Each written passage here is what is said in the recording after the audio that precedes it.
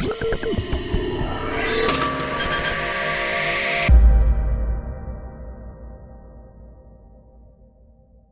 à toutes et à tous, on se retrouve aujourd'hui pour une présentation et un test du Blackview S8. Ce dernier m'a été envoyé par la boutique en ligne Gearbest. Alors il est équipé d'un SoC Mediatek MT6750T, de 4 Go de RAM et de 64 Go de stockage interne, d'une batterie de 3180 mAh, d'un écran de 5,7 pouces en résolution HD+, au format 18/9, d'un double capteur photo à l'avant de 13 mégapixels plus 0,3 mégapixels, et à l'arrière 13 mégapixels également et 0,3 mégapixels pour le second capteur. Alors dans la boîte de ce Blackview S8, que trouve-t-on? Le Blackview S8 en lui-même, ici en version bleue, plutôt un coloris sympathique à première vue. On trouve un chargeur aux fiches européennes 5 volts 2 ampères, un câble USB type C, un adaptateur USB type C port jack, un autre adaptateur micro USB type C, une paire d'écouteurs, un câble de transfert de fichiers OTG USB type C, un gadget pour maintenir à un doigt le smartphone accolé à l'arrière, un livret de démarrage rapide en plusieurs langues, dont le français, une protection pour la face avant et une protection pour la face arrière, une cover dans une sorte de silicone de plastique transparent. Donc vous voyez, le packaging est vraiment complet, on ne peut pas faire beaucoup mieux. C'est un bon point pour Blackview avec ce Blackview S8. Le design du Blackview S8 va vous rappeler certaines choses. D'ailleurs, la marque ne se cache pas de s'être inspirée du succès des Samsung S7 et S8.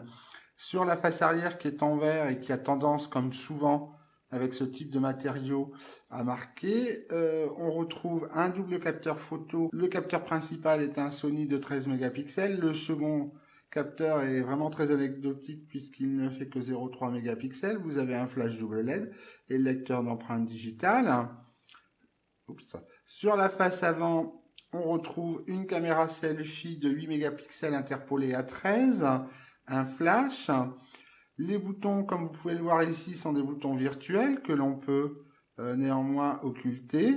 Que vous dire d'autre sur la face avant? C'est que les bordures ne sont pas excessives, mais pour autant elles sont quand même présentes pour ce smartphone qui est au format 18/9, avec un écran de 5,7 pouces. Peut-être qu'on les verra un peu mieux en allant dans les paramètres avec un fond blanc. Voilà, donc si vous voyez bien, elles ne sont pas très épaisses, mais elles sont quand même présentes. Donc voilà, sur la tranche supérieure, pas de port audio, juste le tiroir des cartes SIM. Sur la tranche inférieure, un haut-parleur, un micro et le port USB type C. Sur la tranche de droite, le bouton power, le bouton volume plus, volume moins. Sur la tranche de gauche, rien, vu que le tiroir des cartes SIM est au sommet. Donc pas de port audio. Pour autant, comme vous avez pu le voir avant, Blackview fournit un grand nombre d'accessoires, dont un adaptateur USB type C, jack 3,5 mm. Le design, moi, me semble plutôt bien réussi. Le smartphone tient bien en main. Les matériaux sont de qualité et la qualité de fabrication ne semble pas poser de soucis. Non, le design est plutôt un bon point pour ce Blackview S8. Dans ce test du Blackview S8, bien sûr, je me suis intéressé à ses performances, donc j'ai fait quelques benchmarks. On va aller voir ça tout de suite sous forme de capture écran. Voilà, attendez, on va commencer là. Donc j'ai commencé par PC Mark Performance qui renvoie un score d'environ 3300 points. En ce qui concerne en tout, on obtient un score d'un peu moins de 44 000 points.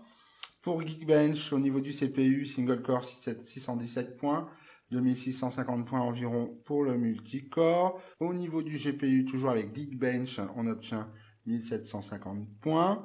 J'ai ensuite fait les tests de 3D Mark.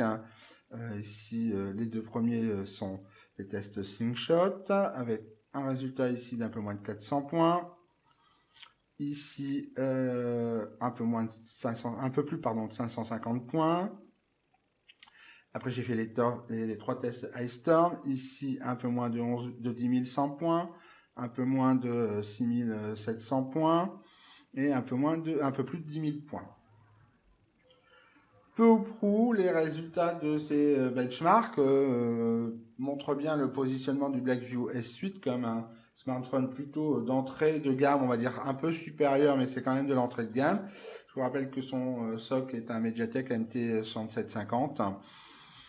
Ces résultats sont conformes à ce qu'on pouvait attendre d'un tel SoC associé avec 4 Go de RAM. Pour ce qui concerne l'autonomie, j'ai fait 2 tests. Le premier, c'est le test batterie de PC Mark, qui renvoie un résultat de 5h44 minutes, sachant que la batterie est de 3180 mAh. On va dire que c'est quand même assez moyen, sachant que par exemple, le dernier Xiaomi que j'ai pu tester, le Redmi Note 5A, pour une batterie un peu inférieure en termes de capacité, renvoyait un résultat d'autonomie de 10 heures. Le second test que j'ai effectué, c'est de visualiser une vidéo YouTube de 100% de batterie jusqu'à l'extinction du téléphone, jusqu'à 0%. Et là, le résultat est de environ 4h40. Donc, sincèrement, l'autonomie ne sera pas le point fort de ce Blackview S8, ce sera même plutôt un point, on va dire, mitigé, voire négatif. Pour autant, 5h44, 4h44 d'utilisation en continu, ça vous permet, pour ceux qui ne sont pas trop férus de leur smartphone et qui ne l'ont pas continuellement dans les mains, de tenir au moins la journée, mais il faut passer à la case rechargement le soir, c'est indéniable. Le Blackview S8 gère les bandes de fréquences suivantes, la B1, la B3, la B7 et la B20 qui sont utilisées en France. J'ai regardé un peu si elles étaient bien implémentées par rapport à ce qui était annoncé par Blackview. Donc ici, vous pouvez voir toutes les bandes de fréquences, dont la B20, qui sont bien utilisées en France. J'ai ensuite fait 2 tests sur les réseaux Bouygues et sur le réseau Orange. Donc sur le réseau Orange d'abord, le Blackview S8 s'est bien connecté sur la bande 20. Et en termes de speed test, ce matin, il a pu donner des résultats comparables à ce que je peux constater à la même heure et au même endroit. Sur le réseau Bouygues, on s'est connecté également en 4G. Là, par contre, mon application LTE Discovery n'a pas été capable de m'indiquer quelle bande de fréquence était utilisée. Le résultat du speed test, là également, donne des résultats à peu près équivalents à ce que je peux constater habituellement sur ce réseau et à cette heure-là. En ce qui concerne le Wi-Fi, j'ai fait 3 petits tests. Le premier à proximité de la box, le second à 20 mètres et le troisième en extérieur. Dans les 3 cas, les speed tests correspondent à la capacité de ma ligne ADSL. Donc, pas de problème à ce niveau-là pour le Wi-Fi qui est bien dual band. Pour ce qui est du GPS, j'ai fait 3 petits tests également, en intérieur et une fenêtre en extérieur. Dans les 3 cas, le fixe a été rapide, environ 4 secondes en intérieur, 3 secondes à la fenêtre et en extérieur. La précision est moyenne, elle pourrait être un peu mieux, mais cela ne pose pas de soucis en utilisation sur la route, que ce soit avec Maps ou Waze. Je n'ai rencontré aucune difficulté. Au niveau des systèmes satellitaires gérés, on retrouve bien les systèmes américains et le système russe GLONASS. Pour ce qui est de la photo, j'ai pris quelques clichés. Le capteur arrière, je vous le rappelle, est un capteur de 13 mégapixels. Je vous montre ces quelques clichés. Vous pourrez les retrouver dans l'article consacré à ce test de Blackview S8 sur notre site tablette-chinoise.net. Les photos me paraissent pas mal, mais la luminosité était aussi très bonne. Alors ici en intérieur, sans flash ni HDR. Ici avec le flash, HDR, sans rien, flash, HDR, en intérieur sans rien avec le flash HDR, sans rien avec le flash HDR. Sincèrement, la qualité des photos me paraît plutôt pas mal. Maintenant, ce Blackview S8 est équipé d'un double capteur à l'arrière et à l'avant, mais le deuxième capteur dans les deux cas est de 0,3 mégapixels et n'apporte strictement rien, notamment avec le capteur arrière pour les effets bokeh. C'est vraiment de la roupie de Sansonnet, aucun intérêt à ce niveau-là. seul le capteur principal est intéressant.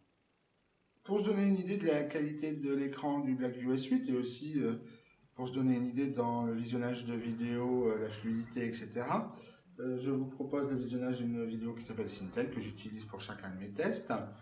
La caméra est à environ 45 cm du smartphone, et le micro est à environ 20 cm et le son est réglé à 80%.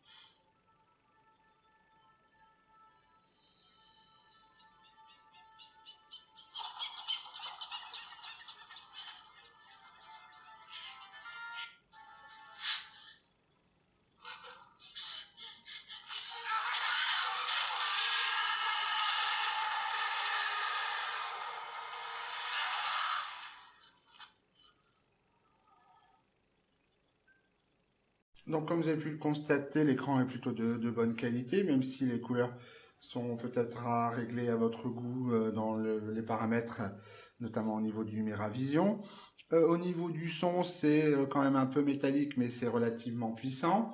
En termes de fluidité, pas de problème, hein, vous avez pu le constater dans les sauts de plage. Donc l'écran, à ce niveau-là, en ce qui me concerne, est plutôt une bonne chose. Je l'avais testé aussi en extérieur pour voir la luminosité sous le soleil, hein, et pas de soucis majeurs non plus à ce niveau-là.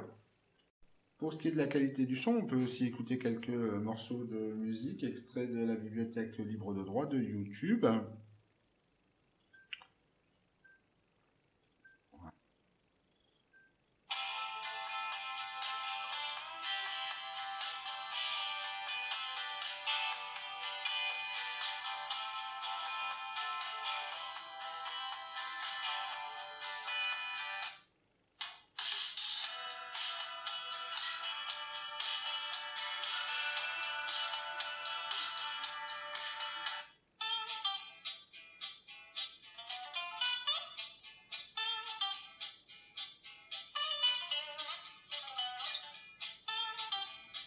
Donc au niveau puissance, pas de souci particulier.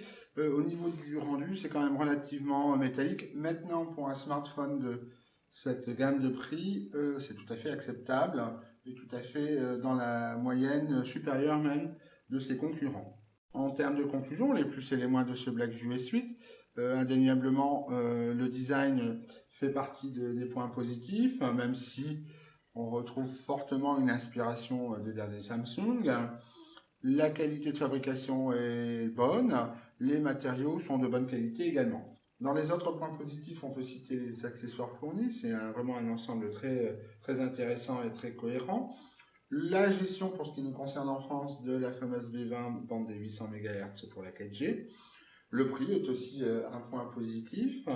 En ce qui concerne les points négatifs, le premier d'entre eux, c'est l'autonomie. Même si elle n'est pas mauvaise, ils auraient pu mieux faire dans la gestion de la batterie, qui a quand même une capacité de 3180 mAh.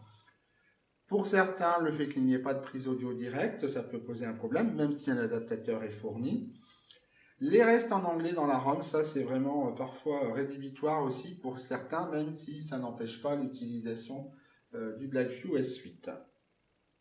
Donc globalement, même si ce Blackview S8 n'est pas exempt de défauts, ses qualités l'emportent néanmoins. Si vous cherchez un smartphone dans cette gamme de prix, hein, aux alentours de 120-130 €, le Blackview S8 doit faire partie, à mon avis, de votre shortlist finale avant votre décision définitive.